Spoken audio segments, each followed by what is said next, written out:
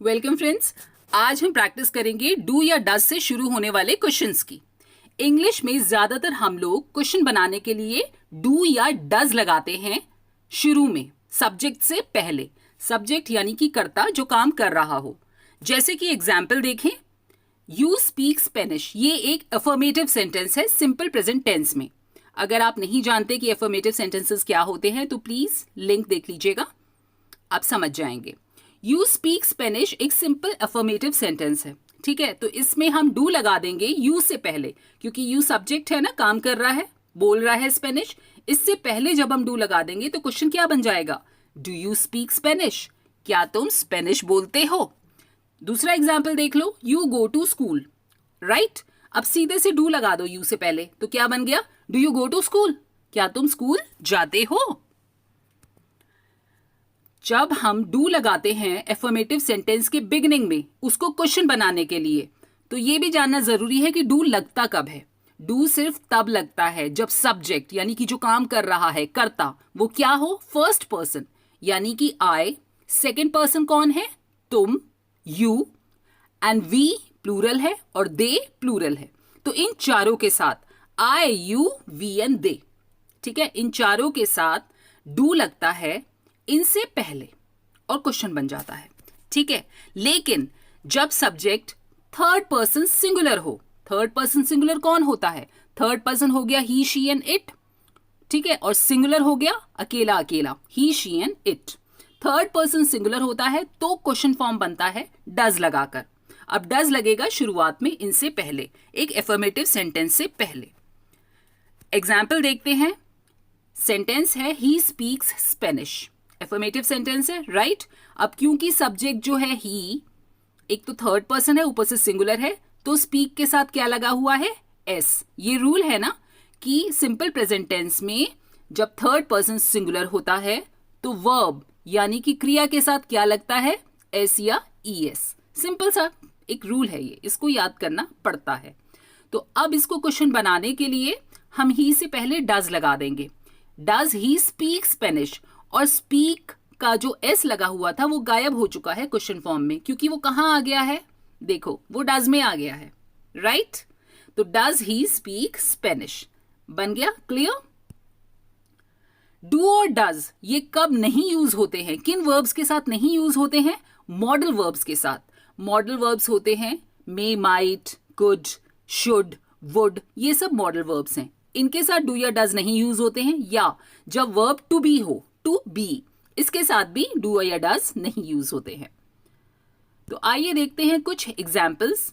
We get up early in the morning, ये simple present tense में बना हुआ एक एग्जाम्पल है, ठीक है, एक एफर्मेटिव सेंटेंस है।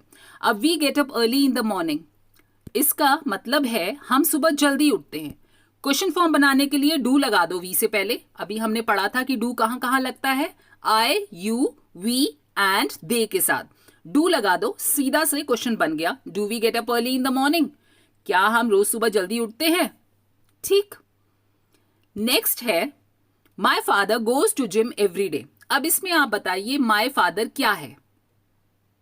My father third person singular है, राइट। सो माई फादर, इसलिए गो के साथ क्या लगा हुआ है? E S. My father goes to gym every day, right. मेरे पापा रोज सुबह जिम जाते हैं। अब इसको क्वेश्चन बना दो, तो माई फादर थर्ड पर्सन है, तो थर्ड पर्सन में क्या लगता है? थर्ड पर्सन सिंगुलर में लगता है डज। डज माई फादर, और ई एस गायब हो जाएगा, ठीक है। Go to gym every day, right. Does my father go to gym every day? Next, my mom prepares breakfast for us. My mom again कौन सा पर्सन है?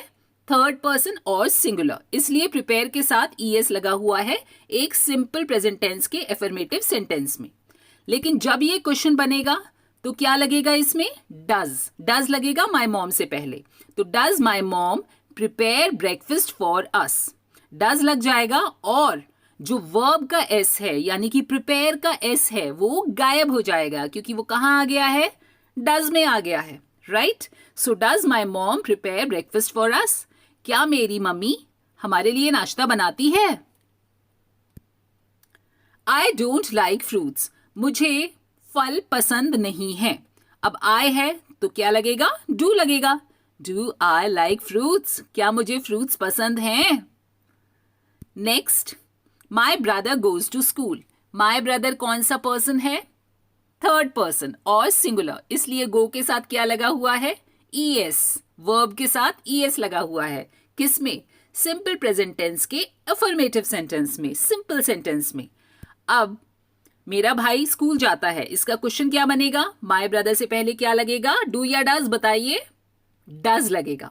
Does my brother, और गोज का ईएस कहां चला गया? डज में आ गया है, तो गो क्या रह गया? अकेला रह गया। Does my brother go to school. Next है we take tea in the morning. We क्या है? प्लूरल। रूल क्या था? आई, यू, वी और दे के साथ क्या लगेगा? डू लगेगा सब्जेक्ट से पहले, तो लग जाएगा do we take tea in the morning. Next देखिए, mummy goes for a walk every morning. Mummy क्या है? मम्मी थर्ड पर्सन सिंगुलर, इसीलिए गोज आया हुआ है। ठीक है ना, गो के साथ ईएस लगा हुआ है एक सिंपल सेंटेंस में। अब इसका हमें क्वेश्चन बनाना है, तो ऑब्वियसली मम्मी से पहले क्या लगेगा? डू या डज? डज। डज मम्मी, और गोज का ईएस गायब हो जाएगा। Does mummy go for a walk every morning? अगला सेंटेंस है पापा goes for a walk in the evening. पापा अगेन कौन से पर्सन है? राइट, थर्ड पर्सन सिंगुलर, इसीलिए इसमें वर्ब में, एक सिंपल सेंटेंस के वर्ब में गो में ईएस लगा हुआ है। लेकिन जब हम इसे क्वेश्चन फॉर्म में कन्वर्ट करेंगे तो क्वेश्चन क्या बनेगा? डज लगेगा। आप ये याद रखिएगा कि जहां डज लग रहा है वहां वर्ब में से ईएस हटा दीजिए, एस या ईएस जो भी लगा हुआ है उसे हटा दीजिए। सो डज पापा go for a walk in the evening? बन गया सादा सा क्वेश्चन। डज पापा go for a walk in the evening? क्या पापा शाम को वॉक के लिए जाते हैं? अगला आता है I never sleep during day. ठीक है ना, मैं कभी दिन में नहीं सोती हूं। सीधा सा, अब आप फटाफट इसे बनाइए। I, you, we and they के पहले क्या लगता है? Do. Do I sleep during the day? सबसे सिंपल तरीका है बनाने का। नेक्स्ट है you do not listen to your parents. Again you कौन सा पर्सन है? राइट, सेकेंड पर्सन है, तो आई, यू, वी और दे के साथ क्या लगता है? do, do.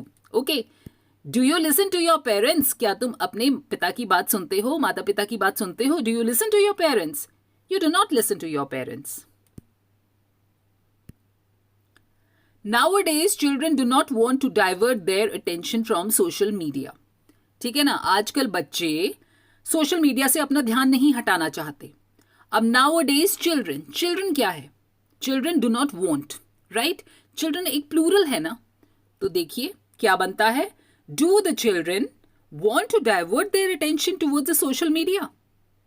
राइट, एक ही बार तो डू लगेगा ना, ये थोड़ा बनेगा कि do the children do not want to divert their attention towards the social media. इसका तो कोई तुक ही नहीं बनेगी ना, इसलिए ये मत सोचिएगा। नेगेटिव सेंटेंस का जो डू नॉट है वो गायब हो जाएगा जब हम क्वेश्चन फॉर्म में उसे बनाएंगे, एक नेगेटिव सेंटेंस को भी। इसको ध्यान रखना।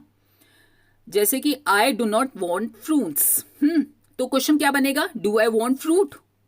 क्या मैं फ्रूट्स चाहती हूं? No, I do not want. Answer में इस तरीके से आ जाएगा। इसी तरीके से nowadays children do not want to divert their attention from social media, तो क्वेश्चन बन जाएगा, क्योंकि प्लूरल है, ठीक है, और प्लूरल से पहले क्या लगता है? डू लगता है। So do the children want to divert their attention from social media? ठीक है, क्योंकि डू एक बार ऑलरेडी यूज हो गया है। People do not want to support each other, again ये एक नेगेटिव सेंटेंस है, तो क्या हो जाएगा? Do the people want to support each other, क्योंकि पीपल क्या है? पीपल प्लूरल है, और प्लूरल में क्या रूल था? आई, यू, वी एंड दे, इन सबके साथ क्या लगेगा? इन सबके साथ डू लगेगा, ठीक है।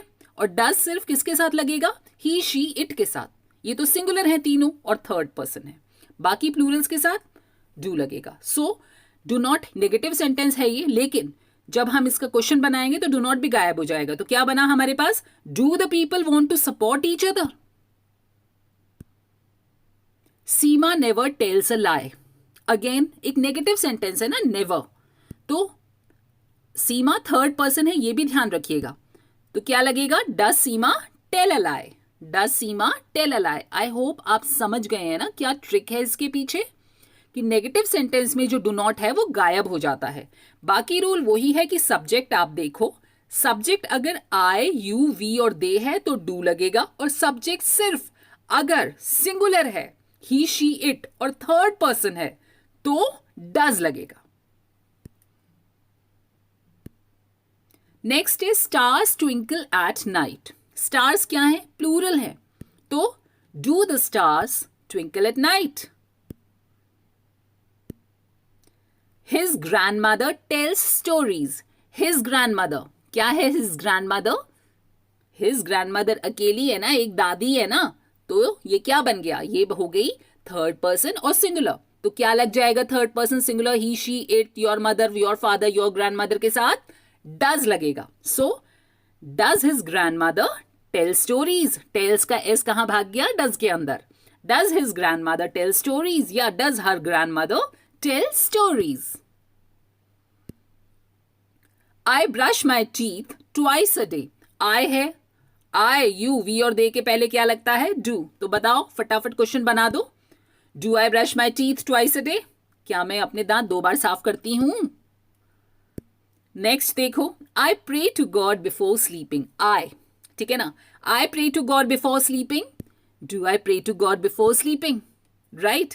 अब मैं कहती हूं You pray to God before sleeping. इसको आप बनाइए फट से। Do you pray to God before sleeping? Good. और अगर मैं कहूं she, तो pray क्या बन जाएगा? Praise. She prays to God before sleeping. इसका आप क्वेश्चन बनाएंगे तो क्या बनेगा? she है तो does she और praise का s भाग गया। Does she pray to God every morning या before sleeping? Okay? तो ये था क्वेश्चन बनाने का तरीका डू या डज को यूज करके। ये 2 मेजर रूल्स हैं, इनको अच्छे से याद कर लेना कि डू लगता है आई, यू, वी, दे और प्लूरल से पहले, और डज कहां लगता है? He, she, it. He, she, it कौन है? थर्ड पर्सन है और साथ में सिंगुलर है। इनमें डज लगता है, और जब इनमें डज लगता है तो डज के अंदर इनके वर्ब का एस भाग जाता है। राइट? इनका जो एक्शन होता है उसमें एस लगा होता है, जैसे शी डांसेस, ठीक है ना? तो डांसेस का एस जो है वो हट जाएगा क्वेश्चन बनने में और रह जाएगा डांस, और क्वेश्चन क्या बनेगा? Does she dance? She dances, does she dance? He eats, does he eat? It barks, does it bark? Okay, इनको आप अच्छे से याद कर लीजिएगा और प्रैक्टिस कीजिएगा। Practice makes a man perfect. Practice के अलावा कोई सब्स्टिट्यूट ही नहीं है। जितना आप प्रैक्टिस करेंगे, बोलेंगे, समझेंगे, उतने ही ज्यादा आपकी पकड़ इस लैंग्वेज पे बनेगी। Believe me, it's a beautiful language to express yourself. Okay, फिर मिलेंगे अगले वीडियो में। Till then take a very good care of yourself, और अगर वीडियो पसंद आई हो तो please like, share and subscribe.